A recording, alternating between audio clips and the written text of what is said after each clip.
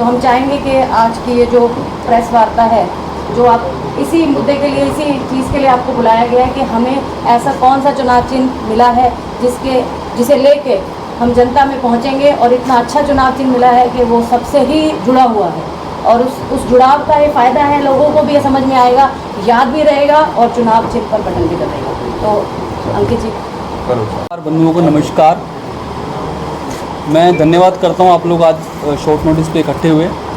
आज का जो विषय है हमारा, एक तो जो हमें कल चुनाव चिन्ह आवंटित हुआ है हमारे प्रत्याशी भाई विजय यादव जी को, उसके बारे में हमें बताना है, और जो गुड़गांव की लोकसभा में समर्थन मिल रहा है, बाएं हुई हैं भाई विजय यादव को जो आशीर्वाद मिल रहा है, वो भी बताना बहुत ज़रूरी था आपके माध्यम से।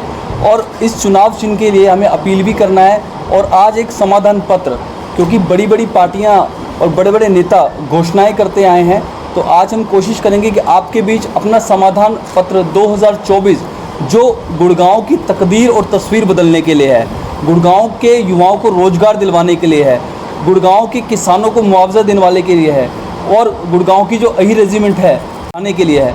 तो मैं चाहूँगा कि पहले हमारे जो प्रत्याशी हैं विजय यादव जी, वो आपके समक्ष अपनी बात रखें, और जो हमने 10 दिन में हमें समर्थन मिला है और जो चुनाव चिन्ह मिला है, उसके लिए हम धन्यवाद भी करते हैं चुनाव निर्वाचन आयोग का, क्योंकि पहला चुनाव है उसके लिए। तो भाई विजय यादव, हम आपके समक्ष अपनी बात रखेंगे। पत्रकार बंधुओं को नमस्कार।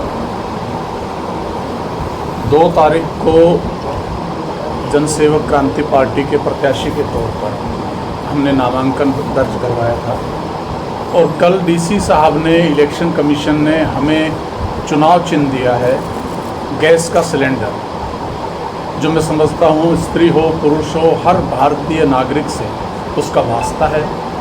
तो पहले तो मैं आप लोगों के माध्यम से अपनी जो गुड़गांव लोकसभा की जनता जनार्दन है, उसको मैं कहना चाहूँगा कि हमारा चुनाव चिन्ह गैस का सिलेंडर है। दूसरी बात, एक अभी हमारी पार्टी ने, जैसे अक्सर सभी राजनीतिक दल, भाजपा, कांग्रेस या अन्य क्षेत्रीय दल, सभी अपना मैनिफेस्टो जारी करते हैं, ऐसे हमने एक समाधान पत्र 2024 जारी किया।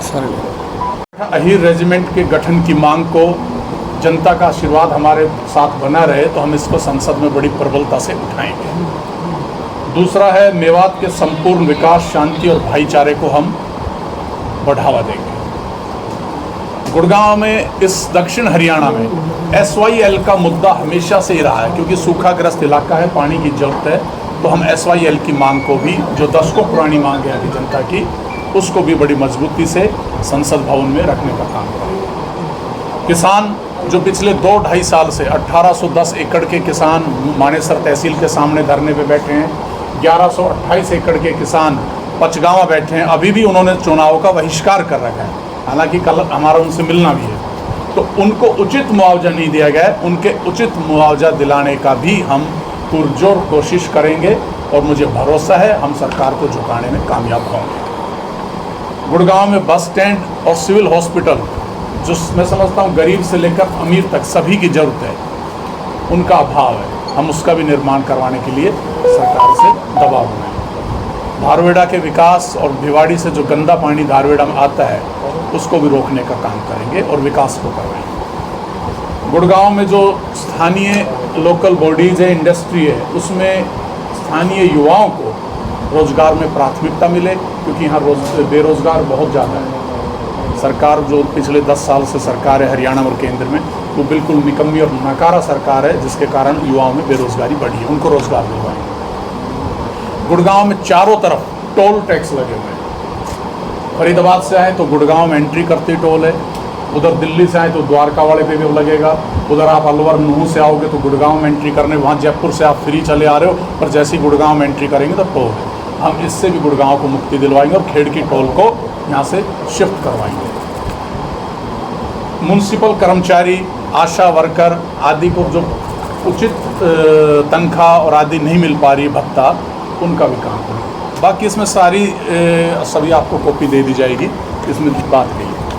अब मैं कहना चाहता हूँ कि चुनाव अपने चरम पर है। मीडिया के माध्यम से मैं जनता से यही कहना चाहता हूँ कि आप पिछले 75 वर्षों से परिवारवाद की इस राजनीति को ढोते हुए आ रहे हो, और अब राजनीतिक नेतृत्व का संकट पैदा हो गया था गुड़गांव में, इसलिए राष्ट्रीय पार्टी कांग्रेस जैसी पार्टियों को भी बाहर से लोग लाने पड़े। तो भविष्य में ऐसी स्थिति ना बने, इससे बेहतर है अपने युवाओं को, अपने नौजवानों को जो समाज और इस क्षेत्र के प्रति, इनके मुद्दों के प्रति, इनकी समस्याओं के प्रति जो चिंता रखते हैं, जो आंदोलन में, धरने प्रदर्शन में आपके साथ कंधे से कंधा मिला के संघर्ष कर रहे हैं, उनको मौका दें।